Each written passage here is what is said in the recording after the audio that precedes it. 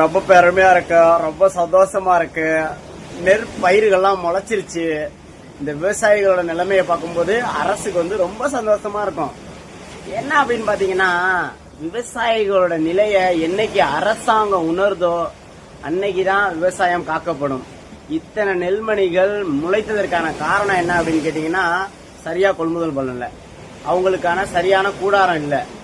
இப்ப அந்த விவசாயிகள்லாம் வச்சுக்கிட்டு கதறும் போது ரொம்ப சந்தோஷமா இருக்கு. நம்ம சோத்தை சாப்பிடுறதா இல்ல வேற எதையும் அசியமானதை சாப்பிடுறதா அப்படின்றது எனக்கு தெரியல.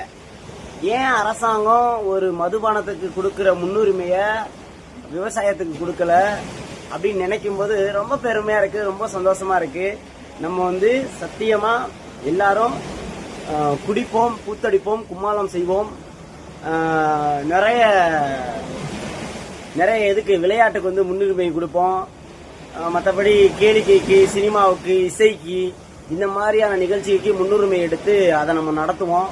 விவசாயத்தை வந்து நம்ம கைவிட்டுட்டு சோத்தை தவிர வேற எதையாவது போய் தின்னுட்டு சந்தோஷமா இருப்போம். அசிங்கமா ஆடு பேல்றது, மாடு பேல்றது, பன்னி பேல்றது, குரங்கு இதெல்லாம் பேல்றதுல, மனுஷன் பேல்றதுல அள்ளி கொஞ்சம் சாப்பிட்டுட்டு நம்ம சந்தோஷமா இருந்தா போதும்.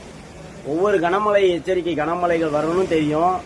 விவசாயிகள் அறுவடை நிலங்களே அறுவடைக்கு முன்னால அது பாதிப்படைகிறது. அது வந்து இயற்கையின் சீற்றம். அறுவடை செஞ்சு வச்ச நெல் இப்படி முளைச்சு போறதுக்கான காரணம் வந்து சத்தியமா அரசுகிட்ட தான் இருக்கு.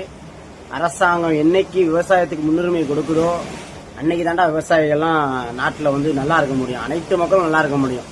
விவசாயம்லாம் ஒண்ணுமே பண்ண முடியாது. இந்த ஒரு சந்தோஷமான நிகழ்ச்சிக்கு உங்களுடைய வாழ்த்துக்களை தெரிவிச்சுட்டு போங்க மக்களே.